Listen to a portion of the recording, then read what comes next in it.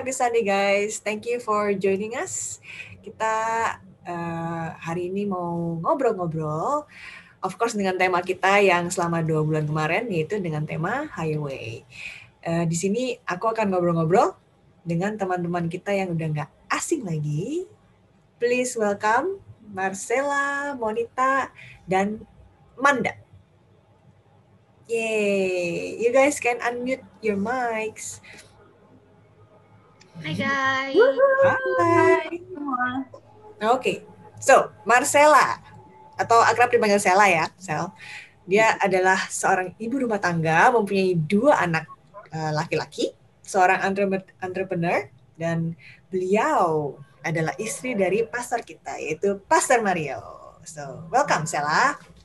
Terus abis itu kita ada Monita Tahalia atau akrab dipanggil Momon. Dia adalah seorang penyanyi ibu kota kondang yang suka melantunkan lagu dengan style jazz, tapi dengan karakter dan suaranya yang unik. Dan udah menikah berapa lama, Mon? 2 tahun. Yeay. Lalu ada Manda. Manda ya, panggilannya ya Manda ya. Kalau aku Amanda juga, tapi aku panggilnya Noni biar nggak bingung.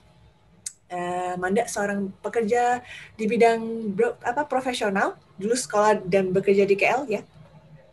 Lalu dia pulang ke Indonesia dan meniti karir di sini.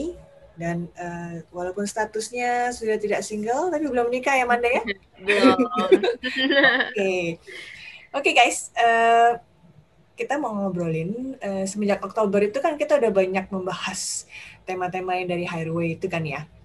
Nah, kalau buat kalian yang miss dari sermon kita yang di Creative City Worship, kalian bisa masuk login ke channel YouTube-nya Creative City Worship.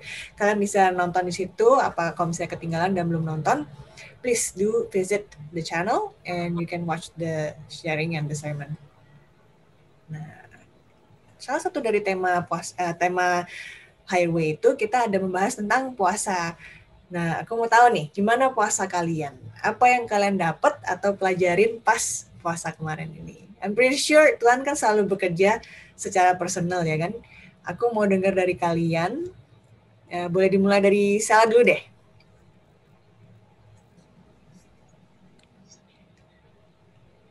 Oke, setelah kemarin aku diingetin sama Tuhan tentang menunggu sih. Jadi hari ini aku mau share sedikit sama teman-teman. Kenapa aku dapat topik ini? Karena pas puasa tuh kemarin aku juga nunggu-nunggu gitu. Kan aku puasa daging sama manis ya. Jadi aku nunggu setiap hari tuh nunggu makan manis. Kayak setiap hari menghitung hari gitu. Dan apa ya, zaman sekarang tuh kayak semua tuh serba instan. Generasi kita udah terbiasa dengan dan dimanja dengan segala sesuatu yang instan gitu. Malah ada yang bilang katanya kita generasi mie instan. Untuk dibuat menunggu. Apalagi zaman pandemi gini, internet lemot aja tuh kadang kita telepon provider cepet-cepet, pengen cepet-cepet diri gitu. Benar. Ngomong-ngomong sama customer service, kalau zaman dulu cetak foto aja bisa berhari-hari gitu. Sekarang kayak langsung keluar kan dari printer gitu, kayak udah dimanja banget gitu. Nah, terasa lebih mudah nih kalau kita nungguin sesuatu yang kita tahu kapan waktunya. Kayak contoh aku tadi kayak puasa. Kita udah tahu kan 21 hari. Oke, kita kayak nanti 21 hari gue udah bisa makan daging, gue udah bisa makan manis gitu. Tapi kalau kita nungguin sesuatu yang kayaknya tuh kita juga nggak tahu kapan datangnya, itu pasti akan lebih susah tuh.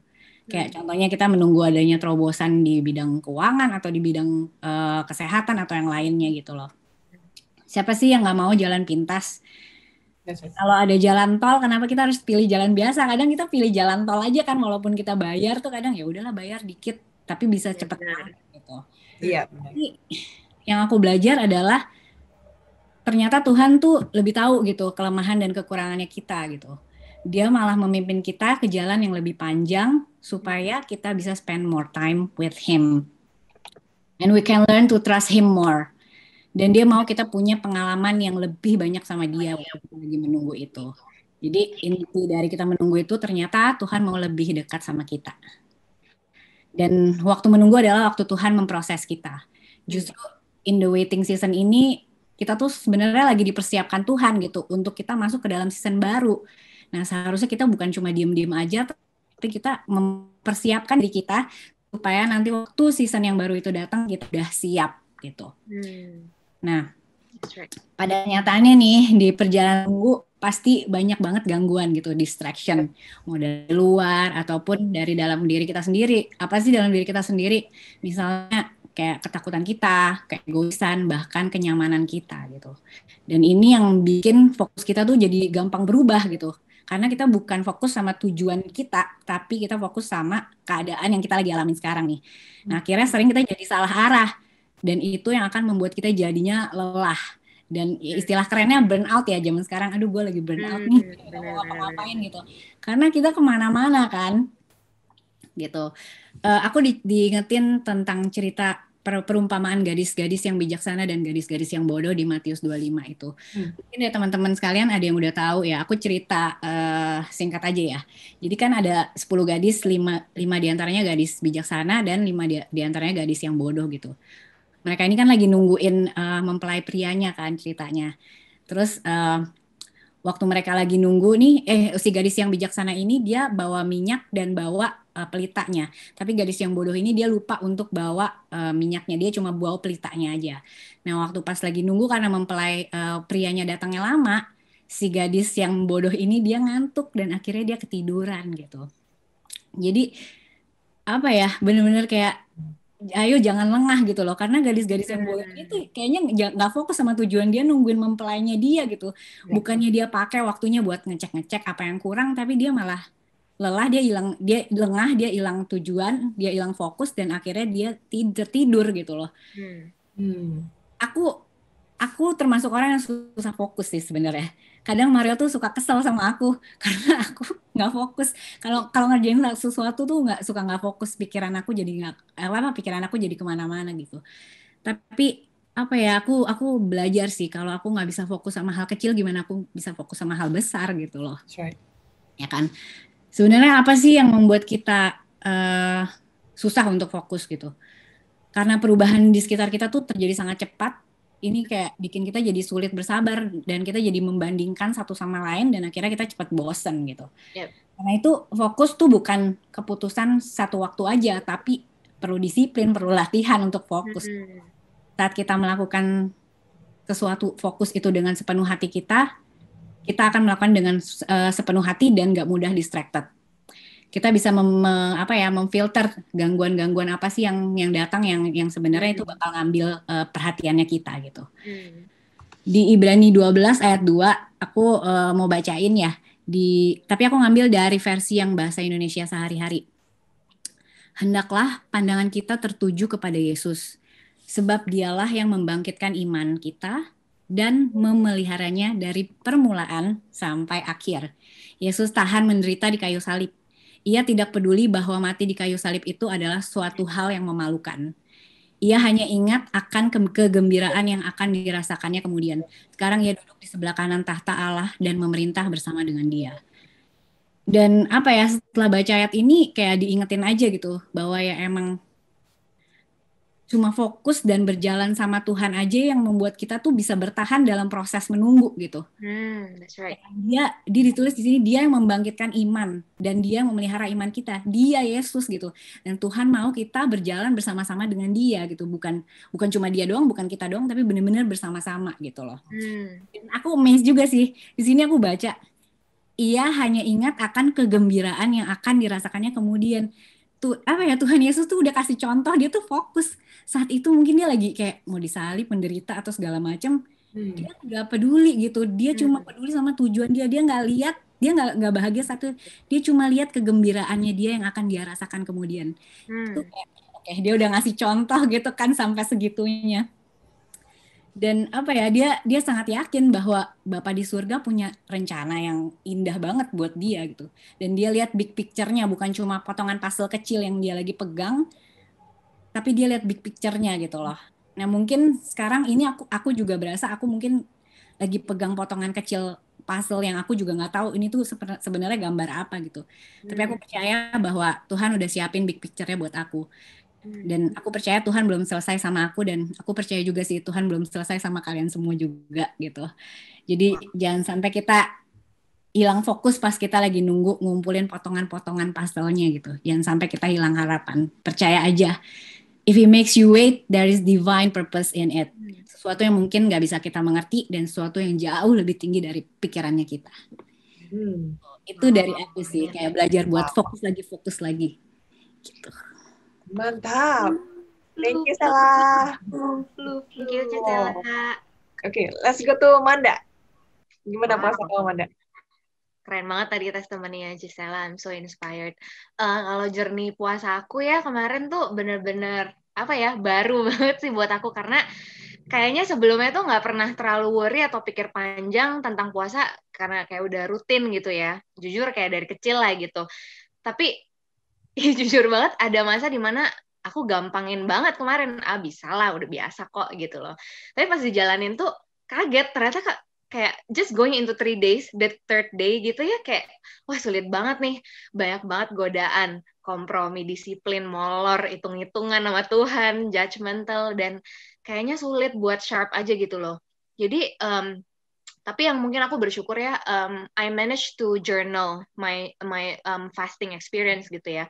Beneran nggak expect kalau puasa kemarin tuh ternyata jadi strong reminder gitu, bukan tentang puasanya tuh berhasil apa enggak gitu loh, dan bukan tentang kayak list of revelation dari Tuhan, checklist, vision checklist gitu. Tapi sebenarnya Tuhan tuh malah reveal kayak betapa fragile-nya iman aku dan confidence aku kalau I rely on my own strength gitu loh. Dan betapa keruhnya hati ini, dan betapa kayak kuat gagah aku dan pencapaian sebelumnya itu doesn't matter gitu loh. Dan mau fokus, dan jadinya kayak diingetin lagi gitu untuk fokus dan taat dalam doa dan puasa itu nggak gampang loh. You have to be like super intentional about it gitu. Nah, setelah selesai puasa, I took time buat merenung dan baca lagi jurnal aku itu ya, dan akhirnya bisa lihat gitu pattern hati aku yang nggak konsisten gitu loh. Wow, ternyata terutama selama pandemi ini ya gitu, sebentar tenang karena ini, besok galau karena itu, sebentar doa terjawab sukacita, menggebu-gebu, tapi habis itu sedikit pressure goyah, nggak secure, nggak ada stability, nggak ada ketetapan hati gitu loh, kayak reaktif banget gitu ya hatinya. Dan ternyata bertahun-tahun ikut Tuhan, itu masalahnya itu lagi loh. Hatinya belum tetap gitu, masih kemakan sama the fleeting things in life gitu, hal-hal yang nggak tetap di dalam hidup gitu. And many times I have felt my heart is being pulled into different direction ya. Kayak apalagi kayak pandemi gitu. Pastilah ya kita fokus untuk self protection gitu. Kita menghadapi efek pandemi itu sama diri kita sendiri, tapi at the same time kita juga mau care sama teman kita. We want to care for our neighbors and those in our community gitu. Terus lagi ada anxiety, ada fear karena ekonomi yang nggak stabil, nggak pasti gitu. Friends and colleagues are losing jobs. Kita kena pay cut gitu, financial plan semuanya runyam gitu. And yet kita tuh sebagai orang percaya, we have to stay hopeful and for the future gitu. Kayak kita tetap harus percaya Tuhan itu bakal provide gitu. Dan buat teman-teman yang berkeluarga ya, they're also facing a lot of challenges gitu, having to diligently teach their kids at home every day with kindness and patience gitu. Tapi at the same time they have to menjaga sanity gitu. Ci, kalian sih hebat banget. I respect all the parents out there ya. Gila, kalian keren. And also ya, mungkin from church point of view gitu, aku bisa bilang I feel like at a moment of time everyone is scattered gitu. Karena mungkin semuanya lagi fokus sama keadaan masing-masing gitu. Again, self-protection kan. At the same time, nah itu, aku juga rindu kayak, gimana ya bisa ngumpulin semuanya. How can we, as a church, we encourage each other gitu. And all these stretchings, all these challenges, all this juggling pressure of being this in spite of that, itu bikin kita exhausted loh. Sama kayak Cisela bilang, bikin kita burn out gitu. Dan kalau kita nggak hati-hati ya, itu bukannya bikin kita makin bergantung sama Tuhan, tapi malah jauh sama Tuhan gitu. Itu jadi keinget gitu ya cerita di Alkitab, di mana umat Tuhan, umat Israel dulu juga mengalami hal yang sama gitu. Hati dan perhatian mereka itu tertuju sama hal-hal lain selain Tuhan gitu. Mungkin di zaman waktu itu disebut berhala, idol gitu ya. Dan masing-masing berhala ini menjanjikan mereka fulfillment, prosperity, meaning, ya, purpose gitu. Tapi every time mereka mendirikan altar untuk berhala, itu ada bagian dari hati mereka atau jiwa mereka, those pieces yang harusnya buat Tuhan, tapi mereka teralih gitu loh, jadi buat hal yang bukan buat Tuhan gitu. Nah, mungkin saat ini istilah berhala itu nggak banyak dipakai ya di zaman sekarang gitu. Karena kita umat percaya, kita udah nggak nyembah lagi berhala dalam segi mungkin patung dewa-dewa atau apa gitu. Tapi kenyataannya tuh konsepnya sama gitu. Tetap ada godaan dalam hidup kita yang bikin kita mendua hati. All these idols cause a division in our heart. So, itu sih yang aku merasa Tuhan reveal dari dalam hati aku gitu. Wow, kamu harus hati-hati untuk tidak mendua hati. Itu yang aku diingatkan. Wow, ya. Dengan berdua hati kita aja sebagai manusia diduain nggak mau. Nah, itu dia. Itu rasanya. Gitu. Oh, oke. Nah, Gila. Momon, apa nih Momon? Aduh, bener banget sih tadi yang Amanda share soal hati. Aku juga mirip-mirip sih, kayak puasa ini kayak mendua. Terus tapi yang apa ya, kita tuh kadang mendua, sekarang tuh menduanya sama hal yang bisa dikatakan nggak penting.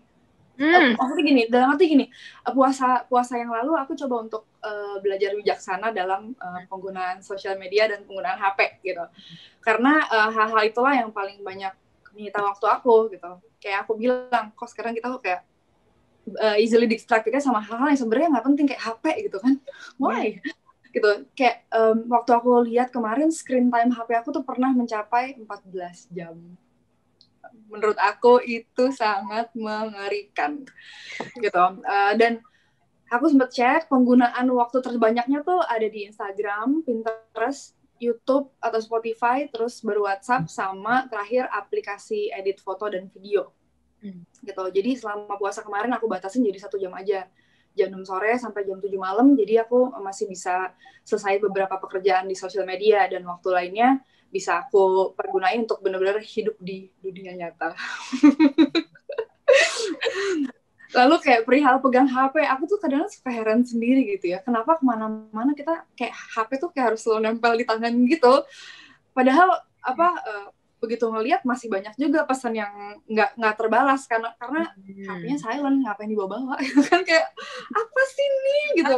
Jadi iya kan, kayak aku kadang kayak kenapa kayak gini ya, aku mulai merasa kayak ini aneh nih. Jadi aku coba puasa kemarin aku coba ganti kebiasaan pegang HP dengan baca, nulis, terus menggunakan sebagian waktu aku untuk Bible study bareng Kanoni dan teman-teman lainnya, yang mana aku masih suka bolong-bolong, tapi aku bersyukur banget memutuskan untuk memulainya. Dan setelah mulai berarti berikutnya aku mesti belajar untuk fokus dan konsisten. Terus waktu-waktu kemarin juga aku gunakan untuk memperbaiki kualitas komunikasi aku dengan orang-orang terdekat gitu. Nah, di antara perenungan firman Tuhan dan keseharian aku di momen puasa kemarin, Tuhan tuh seperti menghadapkan aku sama disruptive patterns-nya aku dalam berpikir. Kayak semua yang jelek-jelek itu kayak dibawa muncul ke permukaan bumi.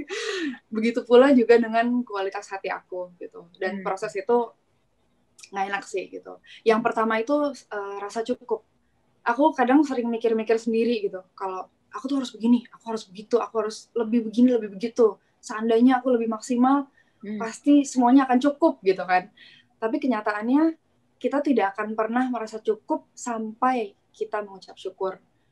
Even if we cannot give anything more, give thanks for big things, for small things, and everything in between. Lalu yang kedua, ini gak enak banget, kesombongan, pride gitu. Aku tuh kadang-kadang suka merasa kayaknya gue udah baik deh gitu aja. Kayaknya gue udah baik deh. Kayaknya kalau dipikir-pikir hidup gue gak neko-neko gitu kan. Hidup aku gak neko-neko kok. Tapi kenyataannya, aku tidak sebaik itu. Aku memang gak mencuri, tapi aku iri hati. Aku memang gak membunuh, tapi aku menyakiti dengan kata-kataku. Aku memang gak berzinah, tapi kayak Manda bilang tadi, aku mendua hati. Aku gak taruh Tuhan di tempat pertama di hati aku. Personaku di depan orang-orang baik, tapi sebenarnya hati aku tercemar gitu. Aku mau share dikit tentang persona ini ya. Persona tuh cara seseorang menampilkan dirinya ke orang lain atau kepada dunia gitu. Kayak contohnya politisi tuh bangun persona untuk membuat koneksi dengan pemilih mereka. Jadi kayak supaya dianggap baik, peduli sama masyarakat, biasanya dia berbahasa sederhana atau muncul di TV di acara-acara menyenangkan, terus bahasanya ramah, suka bercanda. Jadi dia memiliki persona publik yang positif. Jadi orang-orang mikir, wah dia peduli banget nih sama orang lain. Tapi apakah ini cocok dengan siapa dia sebenarnya atau enggak, kita belum bisa mengetahuinya. Gitu. Terus kita juga bisa menggunakan persona dalam situasi sosial. Misalnya kalau kita baru masuk ke lingkungan pertemanan baru, terus kayak kita pengen dipikir keren, percaya diri, atau populer gitu. Biasanya kita dandan, berpakaian modis gitu, kayak pede, menyapa semua orang gitu. Pokoknya kita menampilkan persona yang bikin orang tuh suka sama kita. Di dunia bisnis, persona tuh tentang persepsi gitu. Jadi misalnya seseorang pengusaha pengen berpikir kalau dia tuh sukses, dia tuh powerful gitu. Mungkin dia kayak naik mobil mewah, beli rumah gede, pakai pakaian mahal gitu. Tapi sejujurnya ya, aku kadang harus melakukan ini di pekerjaan aku. Dengan menampilkan pencapaian aku di sosial media, terus menulis caption yang menarik perhatian orang, terus untuk meyakinkan beberapa pihak gitu. Padahal sebenarnya kadang itu sedikit banyak merasa aku terasa tersiksa gitu kalau harus bikin itu di sosial media, karena sebenarnya keseharian aku nggak sehebat itu juga, nggak sehebat yang aku tampilin di sosial media gitu kan. Tapi ini sisi lain sebuah industri gitu. Atau misalnya nih yang yang mau situs kencan online, biasanya kan profil kita pasti yang bagus-bagus tuh, bahasa kita bagus, terus kayak fotonya yang keren-keren gitu kan, supaya begitu orang kayak swipe left gitu kayak orang ngeliatnya kayak wah kayak dia oke nih, kayak pernah pakai tuh kayaknya. Iya kan, kayak kayaknya kalau kita date sama dia oke nih gitu, kayak gitulah. Tapi kan itu balik lagi persona ya. Itu semua bukannya salah gitu, tapi jangan sampai hal tersebut mengalihkan pandangan kita dari hal yang sejati. Puasa kemarin aku ngerenungin ayat ini, Roma 12 ayat 1-2. Persembahan yang benar. Karena itu, saudara-saudara, demi kemurahan Allah, aku menasihatkan kamu supaya kamu mempersembahkan tubuhmu sebagai persembahan yang hidup, yang kudus dan yang berkenan kepada Allah. Itu adalah ibadahmu yang sejati. Janganlah kamu menjadi serupa dengan dunia ini, tetapi berubahlah oleh pembaharuan budimu, sehingga kamu dapat membedakan manakah kehendak Allah, apa yang baik, apa yang berkenan kepada Allah, yang sempurna. Gitu. Biarlah persona kita terpancar dari karakter Kristus yang kita hidupin. Biarlah kehidupan kita menjadi ibadah yang sejati, menjadi persembahan yang benar di hadapan Tuhan. Jadi itu kira-kira yang aku pelajarin di puasa kemarin. Wow. Ya, aku jadi keinget gara-gara kamu ngomongin handphone, si mertua aku suka ngomong gitu, Mason Mateo tuh kan aku kan. Mason Mateo di handphone dibawa sama mami kemanapun sampai ke kamar mandi. Iya, Bayu tuh juga sebenarnya suka bilang kan, non handphone terus, padahal handphone cuma dipegang doang. Benar. Kalau kamu apa nih? Ada magnet nih.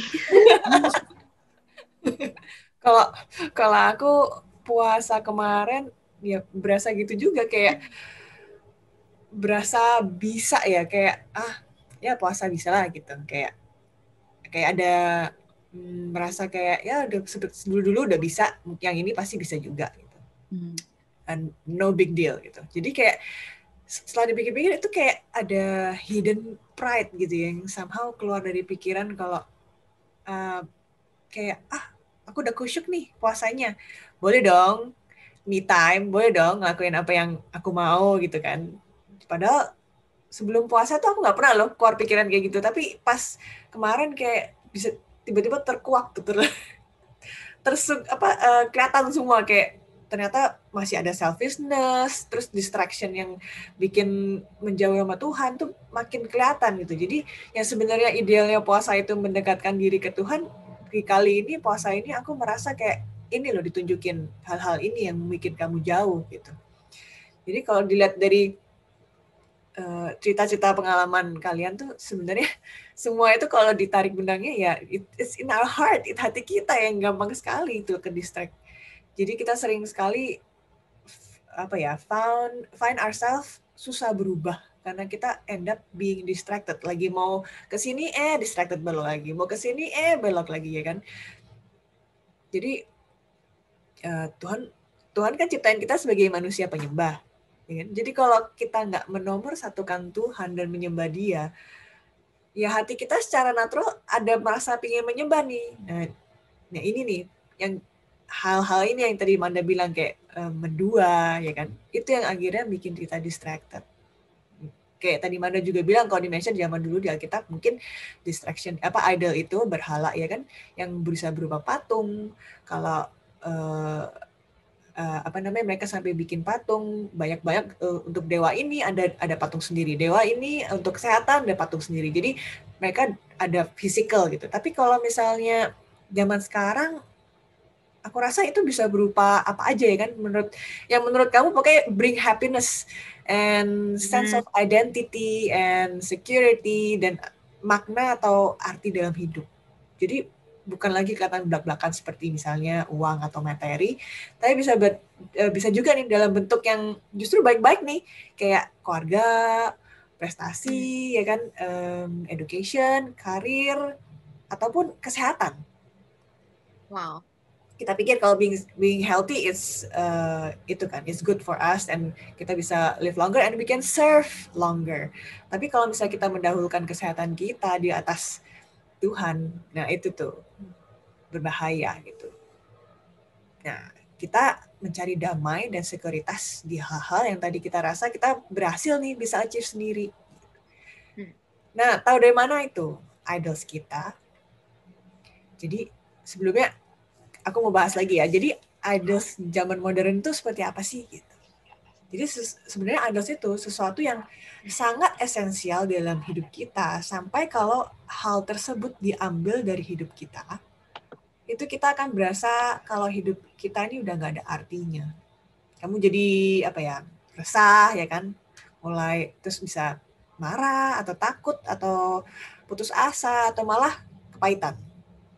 Jadi kadang kita suka bilang gini nggak sih, aduh kalau aku punya itu pasti aku bisa lebih happy. Kalau misalnya aku punya itu pasti aku berasa lebih lengkap. Kalau misalnya yang single, aduh kalau aku married pasti lebih komplit. Kalau misalnya yang udah married, pengen punya anak, pengen punya anak pasti akan lebih bahagia. Aku akan lebih secure kalau misalnya aku punya kemapanan dalam karir dan materi gitu misalnya. Jadi sebenarnya beberapa minggu lalu kita ada Gospel Encounter ya namanya. Kita ikut itu.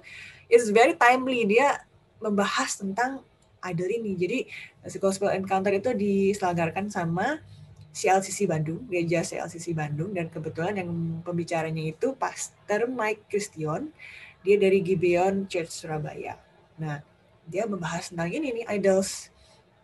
Pas banget pas lagi puasa, terus pas diajarinnya begitu. Jadi benar-benar wow gitu, sampai membuka pikiran banget. Dia merangkum juga dari buku Counterfeit God, ini kalau kalian punya, kalau kalian bisa beli, baca, bagus banget.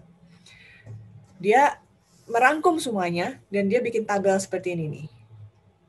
Nah di situ kalian bisa lihat ada dari semua itu kebanyakan dirangkum sama dia jadi 4 bagian, yaitu power, approval, comfort, sama control. Nah, kalian bisa baca di sini ya kan. Jadi sebenarnya inti dari idols itu bisa dari 4 ini gitu. Kalau misalnya kita berasa pengen punya power, kalau misalnya kita powernya itu diambil, kita nggak bisa lagi punya power itu, apa kamu akan resah, kamu akan marah gitu. Jadi di situ tuh kita tahu dari idols ini. Nah, kalau kalian nih, kalau dari tabel ini, apa yang buat kalian susah banget buat disurrender? Apa hal yang kamu anggap penting sampai kalau hal itu diambil dari kamu bakal marah, kecewa, takut gitu. Sela mulai dulu deh. Aku, kalau dilihat dari tabel ya, tabelnya tadi, tabel itu meja kali. Kursi, meja. Kayaknya aku masuknya ke kenyamanan deh. Aku kayak nggak mau ribet aja, nggak mau stres gitu. Kan kayak apa ya, udah deh gue pengen nonton dulu drakor gitu, gue pengen seneng-seneng dulu, gue pengen nyaman-nyaman dulu, terus yang gak rela aja kalau itu diambil buat kayak sesuatu yang menurut aku, lu kenapa sih harus kan kayak gitu kan kadang nanyanya, Ya. kayak tidur, kayak kalau udah kurang tidur dikit juga kayak jadinya cranky. Nah yang kamu bilang kan tadi kayak kalau udah diambil jangan langsung jadi cranky gitu. Nah aku tuh biasanya kayak gitu. Em, Mungkin kayaknya aku juga orangnya kurang suka sama perubahan sih ya. Tapi kadang kontradik juga karena di sisi lain aku kadang mikir ya gue juga pengen dong bertumbuh gitu. Gue juga nggak mau dong hidup monoton gini aja gitu. Kita kadang mau melakukan sesuatu dengan sesuatu yang excellent gitu. Kita mau kasih yang terbaik gitu. Tapi waktu pertumbuhan itu membutuhkan sebuah perubahan dari kebiasaan kita, kita jadi nggak nyaman gitu. Dan akhirnya kita jadi nunda. Terus akhirnya malah nolak perubahan itu gitu. Oh. Yang namanya bertumbuh itu pasti nggak nyaman sih, karena kita nggak pernah ada di situ kan sebelumnya gitu. Dan tadi Momon bilang disruptive patterns gitu. Kalau kita mau move on dari disruptive patterns itu ya kita harus melakukan something yang excellent gitu. Kita harus, you need to change yourself. Kita harus berubah dari diri kita sendiri gitu. Dan Pastor Kevin lu kemarin bilang, moments before breakthrough, the resistance is always the greatest. Ya. Kita nggak akan mengalami apa-apa di comfort zone-nya kita gitu. Kita mau breakthrough tapi nggak mau melangkah keluar. Dan untuk kita keluar comfort zone kita perlu berubah. Diri kita harus berubah dulu. Kita harus apa ya, punya keinginan untuk berubah dulu gitu. Dan kita harus bertumbuh gitu sehingga kita akan menjadi orang yang excellence gitu. Dan yang namanya excellence kayaknya bukan yang setengah-setengah ya nggak sih? Yang jadi sering jadi masalah nih ketika kita mau keluar dari comfort zone kita, kadang kita setengah hati gitu. Jadi nggak full commit dan yang awalnya tuh kita berapi-api gitu, tapi lama-lama kita jadi kayak padam loyo banget gitu. Setan tahu lah dia nggak akan pernah bisa memiliki seluruh hatinya kita. Tapi cukup setengah aja dari hati kita, dia udah happy banget. Karena dia tahu itu bisa menghancurkan semua hidup kita. Orang yang setengah-setengah, setengah kanan, setengah kiri gitu, dia bukan cuma menghancurkan dirinya dia aja, tapi dia juga menghancurkan semua orang-orang juga yang di sekelilingnya dia gitu. Di Wahyu 3 ayat 15-16 bilang, aku tahu segala pekerjaanmu, engkau tidak dingin dan tidak panas. Alangkah baiknya jika engkau dingin atau panas. Jadi karena engkau suam-suam kuku dan tidak dingin atau panas, aku akan memuntahkan engkau dari mulutku. Jadi ya udah itu kayak bikin aku bertobat sih ya kayaknya. Suam-suam kuku, ya udah lu gue lepeh aja mendingan gitu. Aduh, kawan. Ouch. Ouch. Gitu Nah. sih. Ya bener banget sih kalau kayak aku juga as a mom sekarang berasanya kan ya kalian udah tahu lah ya kalau sama anak-anak tuh aku bisa kayak tiba-tiba marah aja gitu, tapi setelah diselidiki ya itu misal gara-gara we're being selfish and we want to be comfort aja gitu yang ya kan kayak pengennya me time gitu ya. Iya, jadi sebenarnya lucu juga ya generasinya papa mama kita itu kan semuanya buat anak ya kan. Tapi jadi mereka semuanya untuk anak-anak sampai partnernya mereka, pasangannya mereka pun nggak dinomorsatukan gitu kan. Tapi sedangkan generasinya kita somehow menomorsatukan partner. Jadi anak masih bisa disuruh mandiri lah gitu. Tapi jadi terkesan kalau misalnya anak-anak itu jadi merepotkan, ya nggak sih? There's ada sedikit lah di hati kita yang kayak, aduh repot banget sih, dan gue nggak mau repot gitu. Jadi ya di situ kali ya comfort kita benar-benar terganggu. Kalau aku sih berasanya kalau karena ada anak-anak, ya itu comfortku langsung diambil gitu. Tapi I do love them. Don't get me wrong, I do love them. And I will do anything. Tapi kadang dengan itu hati tersungut-sungut. Nah, kalau Momon apa? Tadi aku masih kepikiran sih dan yang Kak Sela bilang kayak kita sering ada di comfort zone atau okay zone ya, kita pikir kita oke, tapi kita merindukan pertumbuhan, tapi giliran suruh berubah terus kayak tidak gitu kan, kayak itu iya banget gitu. Aku sama kayak Kak Sela, tapi kalau dari aku yang paling menonjol ini sih, the need for control gitu. Kadang-kadang kita nggak mau berubah karena mungkin zona pertumbuhan itu adalah sesuatu yang nggak bisa kita kontrol kan. Iya. Gitu. Terus kayak aku in my prayers aku tuh selalu berkata kayak, Lord, I surrender. Tuhan, aku pokoknya menyerahkan semua rencana-rencana aku.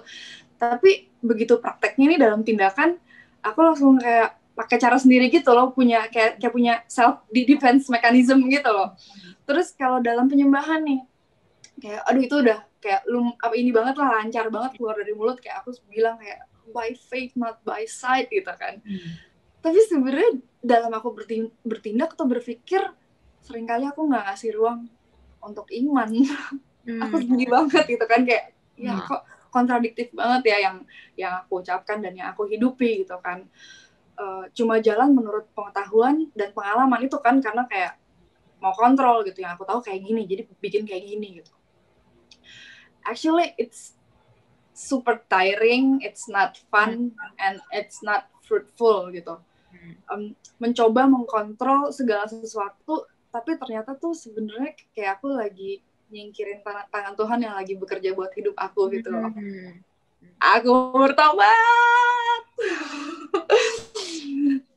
So, maksudnya gila sih kalau mikirin tuh, kayak ibaratnya Tuhan lagi visualnya nih, Tuhan lagi kerja terus kayak misi Tuhan, ini aku biasa cara kayak gini nih, kayak what?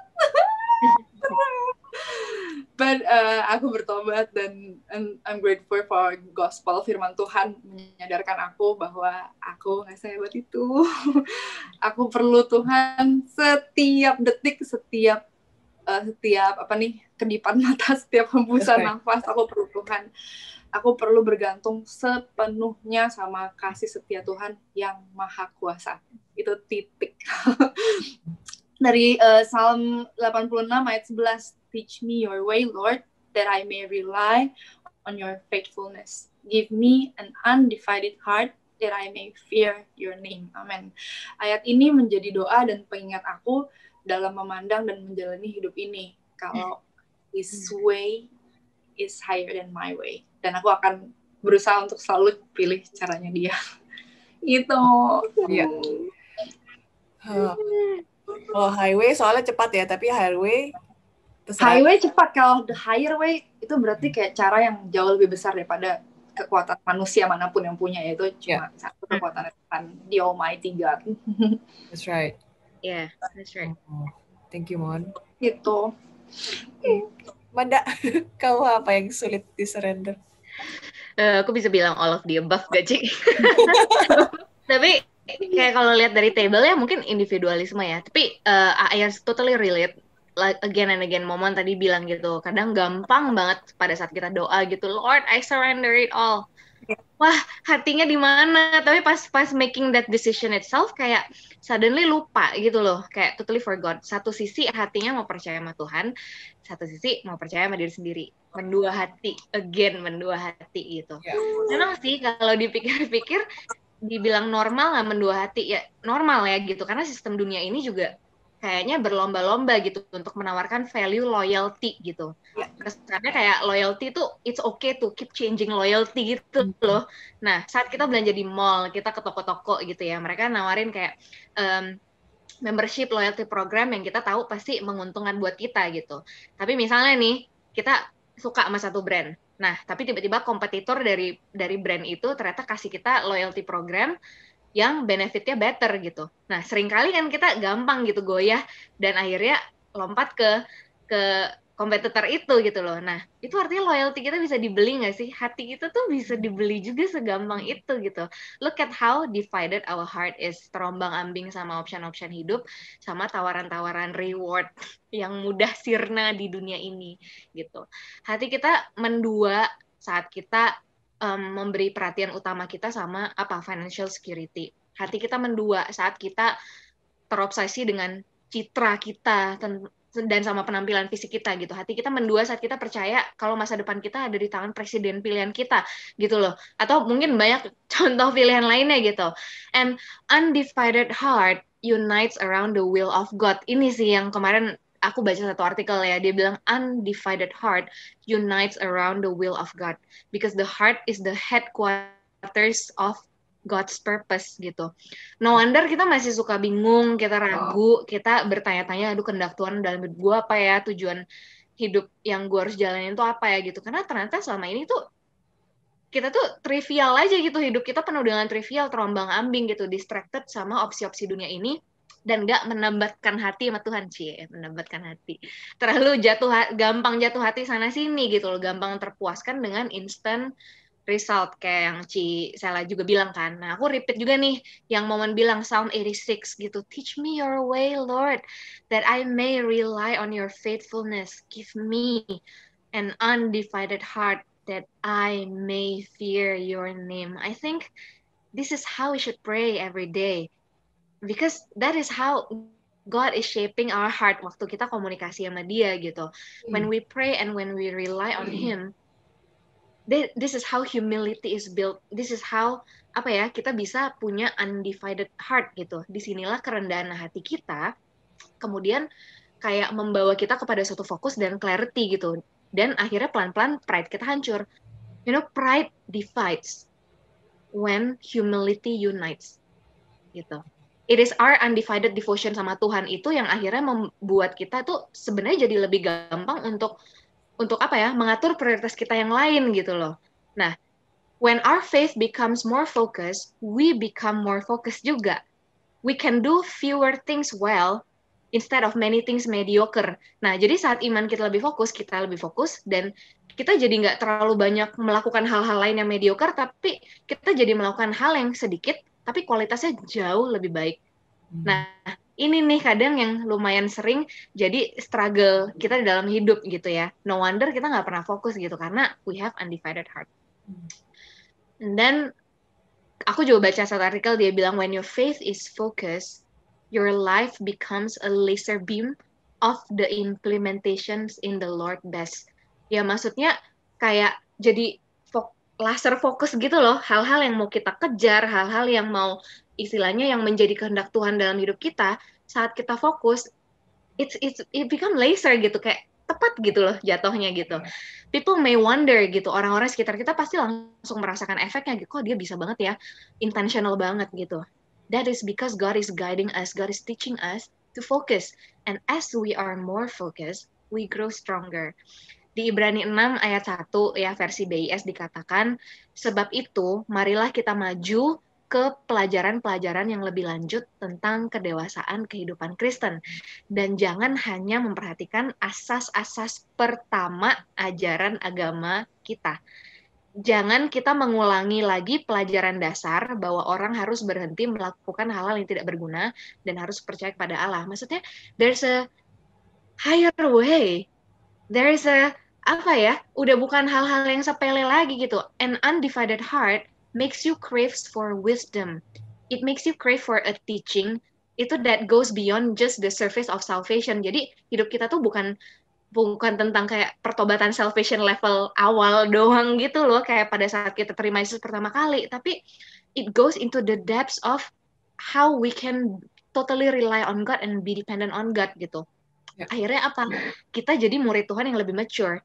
Because that is really the goal of it all gitu, maturity in Christ. Dan aku berharap hari ini aku pengen ajak teman-teman gitu, I pray for an undivided heart for us all gitu. Saya berdoa supaya kita semua sebagai satu gereja, satu umat Tuhan, kita bisa punya satu hati sama Tuhan.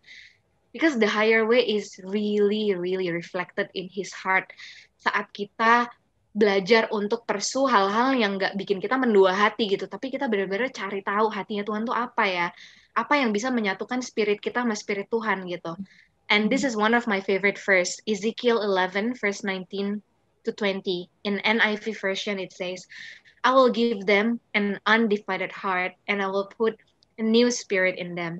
I will remove from them their heart of stone and give them a heart of flesh. Then they will follow my decrees and be careful to keep my laws. They will be my people, and I will be their God. So, friends, ayo kita bikin Tuhan kita tuh jadi kayak, ya udah the only God yang kita sembah gitu lah. Iya, itu sih buat aku. Iya.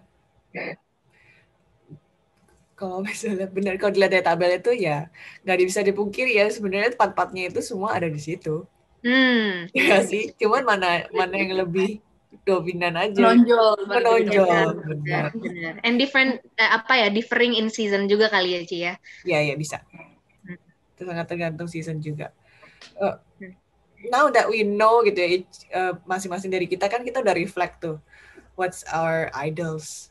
So kalau setelah kalian udah reflect kayak gitu, what do you do after you know kalau idols kalian tuh itu, terus how do you overcome it? Gimana Mon? What do you do? Bertobat.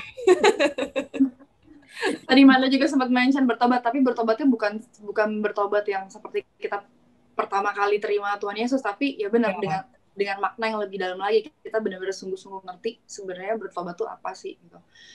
Dengan tuntunan Roh Kudus tentunya melalui permohonan doa, renungan firman Tuhan, serta melakukan dan menghidupinya dalam keseharian kita. Kita menyadari bahwa proses penanggalan keakuan itu semua kan tadi yang di tabel-tabel itu kan keakuan kita sebagai manusia ya. Ini harus kita jalani gitu. Harus memang kita proses yang dipretelin gitu hatinya itu memang harus terjadi gitu. Dengan itu maksudnya hati kita jadi lebih lembut kan gitu. Harus kita jalani supaya kita mengerti sungguh-sungguh tentang pertobatan dan kita memutuskan untuk bertobat gitu. Dan bertobat itu sebenarnya setiap hari gitu. Setiap kita mulai hari yang baru, kita bertobat sebelum kita tutup hari, kita bawa dalam doa semuanya dan kita minta ampun untuk segala hal yang berkenan pada hari itu di hadapan Tuhan gitu kan. Supaya kita mampu bertekun dalam iman gitu. Nggak lagi ngandelin semua kontrol kita itu, kita udah maksudnya pandangan kita juga udah jauh lebih sehat, lebih tertuju sama Tuhan aja gitu. Dan agar kita memiliki hati yang lembut untuk siap menerima yang terbaik dari Tuhan untuk kita, agar kita mampu berjalan seturut kehendaknya dan bukan rencana kita. Sebenarnya aku ini sih amazed gitu, kita siapin ini dalam ruangannya berbeda, waktu yang berbeda, tapi ayat perenungan kita sebagian besar sama gitu kan. Iya benar. Iya, maksudnya Kak Sela tadi juga bahas Ibrani gitu, maksudnya kayak tapi dari sisi yang berbeda itu segitu powerfulnya firman Tuhan bisa berbicara lewat berbagai sisi sesuai dengan seasonnya kita masing-masing. Aku baca sekali lagi ya, Ibrani 12 ayat 1-3. Judulnya Nasihat Supaya Bertekun Dalam Iman. Karena kita mempunyai banyak saksi bagaikan awan yang mengelilingi kita. Marilah kita menanggalkan semua beban dan dosa yang begitu merintangi kita dan berlomba dengan tekun dalam perlombaan yang diwajibkan bagi kita.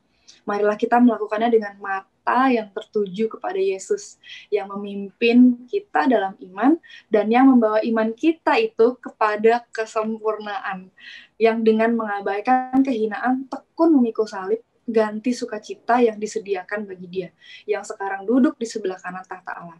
Ingatlah selalu akan Dia, yang tekun menanggung bantahan yang sehebat itu terhadap dirinya dari pihak orang-orang berdosa, supaya aku dan kamu, kita tidak menjadi lemah dan putus asa. Teman-teman menyadari nggak sih kalau Tuhan tuh selalu meminta kita untuk datang kepadanya. Kalau teman-teman merenungkan firman Tuhan, pasti akan menemukan datanglah kepadaku. Tuhan tuh selalu minta kita untuk datang kepada Dia, supaya Dia bisa menuntun dan menyertai kita dalam setiap jalan kita. Karena itu dibutuhkan keputusan kita juga loh untuk datang kepada Tuhan. Betapa baiknya Tuhan yang dengan lembut meruntuhkan semua kesombongan kita melalui doa, penyembahan, dan perenungan akan firman-Nya, melalui proses kehidupan, dan melalui hubungan dengan orang-orang yang Tuhan izinkan untuk berbicara dalam kehidupan kita, agar kita mengarahkan pandangan kita kembali sama Tuhan. Aku suka banget waktu kita Zoom meeting session sama Pastor Kevin kemarin, kan karena kita ngomongin tentang ini ya, berlomba nih. Dalam ini ya, dalam kebahas Ibrani 12 ya? Iya benar, dalam perjalanan kehidupan ya. Terus Kanon nih kan yang tanya ya, kita mesti bawa apa ya, kan Pastor Kevin bilang travel light. Kak Karisa yang tanya. Oh Kak Karisa ya, kita kira-kira kita mesti yang ada di backpack kita apa aja ya. Dan aku suka banget yang Pastor Kevin bilang, salah satunya adalah relationship yang membangun. That's right. Ya kan, makanya kayak orang-orang yang Tuhan izinkan ada di kehidupan kita juga sebenarnya punya peran untuk berbicara buat kehidupan kita. Supaya caranya Tuhan punya banyak cara deh untuk manggil kita kembali lagi, untuk bikin kita mata kita tertuju lagi sama Dia gitu. Segala upaya yang kita lakukan nggak akan pernah sebanding dengan pengorbanan Tuhan Yesus di kayu salib untuk kita. Penerimaan, penghargaan, dan sukacita sejati yang kita cari itu telah Tuhan Yesus berikan lewat salibnya. Hmm. Kasih karunia Tuhan telah kita terima, teman-teman. Therefore, we should live our life from love and not for love. Wow, we should live our life Our life from love. from love, Karena not for love. not for Wow. love. Karena maksudnya segala kayak tadi, semua idols yang kita punya itu sebenarnya fungsi apa sih, kenapa kita kejar itu? Karena kita pengen diterima orang, kita pengen, ya kan, kita punya keinginan untuk disayangin. Padahal sebenarnya itu udah kita terima melalui kayu salibnya Tuhan Yesus. Kita tuh harusnya hidup bukan sebagai survivor lagi, tapi sebagai victor, sebagai pemenang. Yes. Karena Tuhan udah selesai semuanya. So I wanna live my life from love and not from love, not for love. Karena aku udah terima itu, aku udah terima kasih karunia Dia gitu. Ya, wow. Aren't you glad kalau kita punya komunitas itu yang bisa saling membangun gitu. Aku bersyukur banget sih punya komunitasnya seperti itu. Thank you Momon for kalau kayak orang kalau itu ya bangunin tidur ya bertobat gitu ya. Itu harus diingat tiap hari benar. Kalau enggak, it's all about me ya kan. Iya. Jadi ya ngomongin soal komunitas aku jadi ingat kalau di di CCW kita kan ada komunitas pesepeda. Aku kan udah lama ya nggak sepedaan, terus tiba-tiba mulai banyak yang antusias sepedaan, terus ya udah deh ikut lagi deh gitu. Ya. Udah lama tuh kagok juga sih naik sepeda lagi. Terus kita lagi jalan, lagi cari jalan, muter-muter ya. Terus pas nemu jalan buntu kan harus putar balik kan. Aku pas muter balik tuh tiba-tiba kayak nggak pas gitu loh, kayak tiba-tiba loh jalanannya udah habis gitu. Jadi kayak belum sempat muter. Terus aku jadi kaget depan semak-semak. Jadi aku nggak bisa kayak ngeblank gitu loh, nggak bisa ngerem, nggak bisa badan kaku gitu, nggak bisa belok. Jadi untungnya ada trotoar yang nggak langsung semak-semak. Jadi kena trotoar itu aku berhenti. Terus untung nggak jatuh, untung nggak nyungsep ke depan. Terus si Clint lihat aku kayak, hah, kenapa kok bisa begitu? Kok bisa nabrak? Aduh, untung nggak nyungsep ya. Itu karena jalan buntu yang menyaksikan juga cuma segelintir orang ya. Jadi nggak malu-malu banget ya, Kak? Nggak malu-malu banget lah. Terus si Clint bilang gitu, kalau lain kali kalau mau belok, itu kamu harus biasain matanya mau kemana dulu. Kalau matanya udah lihat, kepalanya pasti nengok gitu ya. Nah, kalau kepalanya udah nengok, itu badan kamu pasti ikut otomatis. Jadi ya sama ya, kayak kita kalau mau jalan kemana ya itu harus ngelihat ke situ mau kemana. Karena penting banget kalau kita sekarang nih in our Christian and spiritual life, we fix our eyes on Jesus. Jadi kita matanya kemana, nah kesitulah kita akan berjalan. Dan kita harus selalu tuh setiap hari diingetin tentang gospel, tentang maksudnya karya salibnya dia, kalau dia tuh udah mati buat kita dan dia janji dan dia menepati janjinya, dia bangkit, ya kan? Habis itu dia naik ke surga. Dan di situ kita bisa fully percaya kalau janji-janjinya itu benar. Kita bisa benar-benar percaya akan itu. Gitu. Yang tadi kamu bahas Mon tentang endurance itu, nah itu kan harus benar-benar milih kan. Jadi kalau misalnya kita kebanyakan bawa, itu kan bisa memberatkan kita kan. Ya mestinya kita larinya bisa pace yang berapa, kalau misalnya kita bawanya terlalu berat, itu kan jadi memperlambat kita kan. Jadi weight itu pun juga bisa diartikan sebagai sin. Jadi kalau misalnya dosa kita semakin numpuk, yang mestinya kita bisa berjalan ke arah Yesus, ke arah Tuhan itu lebih cepat, kita jadinya jadi kayak berat banget, jadi lebih lama gitu pace-nya. Kalau misalnya lihat, kita bahas lagi ya di Ibrani 12. Kalau di Ibrani 12 tuh dibilang, ini aku pakai versi The Message, dibilang strip down. Berarti artinya tuh harus lepasin dong semuanya, beban-beban yang kamu yang nggak perlu itu. Terus dia bilang start running. So just start. Just step out of the comfort zone. Just start. Don't think too much. Just start. And never quit, dia bilang. Jadi kalau never quit tuh berarti there is a chance untuk kita pasti memikirkan untuk quit ya kan. Makanya dia bilang never quit.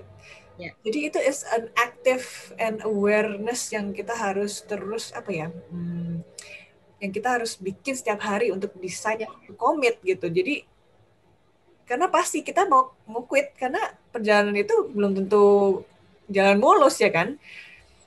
Makanya orang banyak yang mau quit, tapi ya gitu kita harus aktif, jangan sampai kita quit. Bener banget sih. Aku jadi ingat juga nih, aku kan lagi berusaha banget nih buat komit Muay Thai seminggu 2 kali ceritanya. Oh, Muay Thai. Muay Thai. Jadi aku tuh Ya. benar-benar supaya aku tuh nggak skip gitu. Karena kadang waktu aku skip terus berhenti nih, waktu mau mulai lagi tuh susah banget ya. Pasti akan kerasa banget nih bedanya, badan pada sakit semuanya, otot-otot juga jadinya kaku gitu. Ototnya lupa gitu. Pernah bebannya kayak apa, dan kita stretching yang biasanya udah pernah lakuin jadi lupa semua gitu ototnya. Nah, tiap 2 minggu sekali tuh aku nimbang. Di timbangannya tuh kelihatan detail banget dari fatnya berapa, air protein, dan massa ototnya berapa. Nah, aku tuh berasa nih kalau udah berhenti 1 minggu aja, massa ototnya jadi berkurang. Wow. Otot itu jadi lemah, jadi kaku gitu. Jadi tanpa olahraga yang teratur, kondisi otot kita pun akan menurun gitu sampai nggak bisa menopang badan kita waktu mungkin kita udah tua nanti gitu. Yang supaya kita tetap sehat dan kuat ya emang kita harus tetap bergerak, keep aktif ya nih ya, tetap harus bergerak terus, dan itu untuk menstimulasi otot kita supaya kita tumbuh lebih kuat gitu. Dan tahu nggak sih ternyata cara kerja otot hati kita tuh sama gitu. Saat kita nggak berdoa, kita nggak memberi, kita nggak melayani lagi, dan nggak mengasihi setiap hari,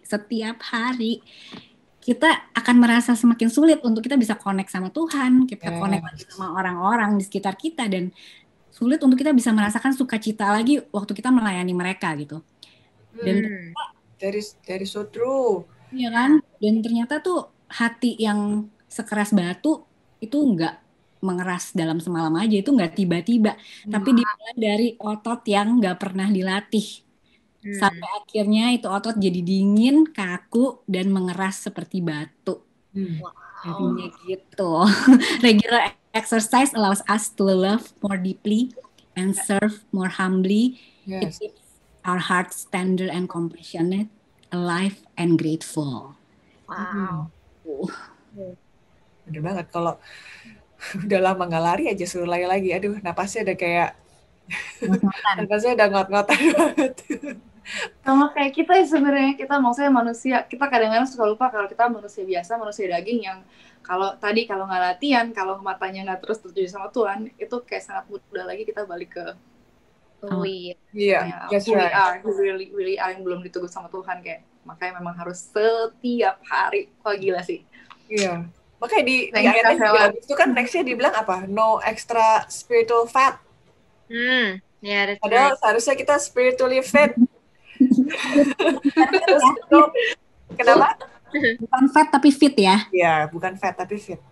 No parasitic sins. Nah, kalau parasit itu kalau di kamus aku lihat artinya tuh organisme yang hidup dan menghisap makanan dari organisme lain yang ditempelinya. Jadi dia tuh jadi beban buat yang orang ditumpanginya, tapi yang ditumpangi itu kadang nggak sadar kalau dia lagi ditumpangin. Serem. Dosa itu seperti itu, hati-hati guys. Nah, bagaimana caranya? Ya itu, keep your eyes on Jesus, dibilang di sini. Looking away from all that will distract us. Jangan sampai udah lari capek-capek, Bo, tapi ternyata salah arah. Iya, betul. Ya kan?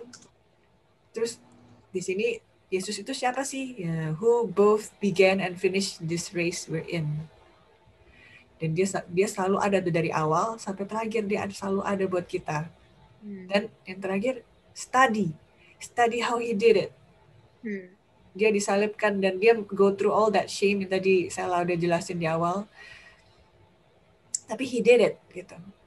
Aku encourage kalian semua sih buat baca pasal 12 ini di versi The Message, bagus banget. So, kita di sini pasti nggak bisa mengelak lah ya dari dosa. Every second gitu. Mau yang kelihatan nggak kelihatan pasti kita berdosa. But I want to remind us all the beauty of gospel and grace itself. Itu kita dikasih kesempatan setiap hari untuk reset our focus. Karena His mercy is new every morning. And He loves us knowing that we might not love Him back. Because He is love. Jadi God is equal to love. So, apa kalian nggak mau tuh kenalin that love yang so deep kayak gitu? Yang kalau misalnya kamu udah nyintain, tapi kita nggak nyintain balik, tapi dia tetap cinta gitu. How beautiful is that love? I believe semua orang di sini lah ya, kalian semua pasti ingin mengalami breakthrough ya kan. Kita puasa kan biasanya tujuannya breakthrough gitu ya. Tapi teman-teman, aku mau encourage every one of you itu to want more than just the breakthrough from God. I pray that you want Him more. You want God more than the breakthrough itself. Kita harus cari tuh akar dosa dari idol kita itu. Kita harus reflect. Terus kita harus confess our sins. Kita harus pray and repent every day. We have to step out and grow. Terus kita harus step out and grow. Kita harus draw closer to Him day by day. Kita harus mendekatkan diri ke Tuhan tiap harinya. Karena dia udah dekat loh, cuman kita yang harus mendekatkan diri terus. And semuanya itu ya we're doing it His way, which is the highway itu. And with that, knowing the truth will set you free. Jadi beban-beban itu ya akan terangkat gitu, karena we knowing the truth, itulah freedom itu tuh dari situ. So, thank you so much Sela, Momon, Manda. Thank you for sharing your story yang udah membuka hati kalian yang paling dalam. Wah, thank you semua yang udah menyimak dan udah mendengarkan. Kita mau tutup dalam doa ya. Oke, Sela, boleh berdoa Sela? Oke, mari kita berdoa. Tuhan, terima kasih Bapak untuk kesempatan hari ini ya Tuhan, kalau kami boleh sharing apa yang menjadi isi hati-Mu Bapak. Biarlah Engkau memberkati Tuhan setiap sharingan kami ini ya Bapak. Engkau berkati juga Tuhan, biar setiap apa yang keluar dari mulut kami itu sesuai dengan apa yang Engkau mau Tuhan. Tuhan, Engkau berkati buat teman-teman kami ya Bapak. Kami mau minta hati yang lembut Bapak. Kami mau minta Engkau terus mengajarkan kami Tuhan, supaya kami boleh fokus lagi, boleh fix our eyes to you Lord. Biar kami boleh menginginkan Engkau lebih dan lebih lagi Bapak. Bukan kami menginginkan breakthrough, tapi kami menginginkan Engkau lagi Tuhan, terus dan terus ya Bapak. Thank you Lord, Engkau sertai kami, jagai kami kemanapun kami pergi Tuhan. Terima kasih Bapak. Di dalam nama Tuhan Yesus kami boleh berdoa. Amin. Amin. Amin. Thank you so much guys. Thank you for watching. Okay, God bless you. Bless you semua. Happy Sunday. you. Sunday.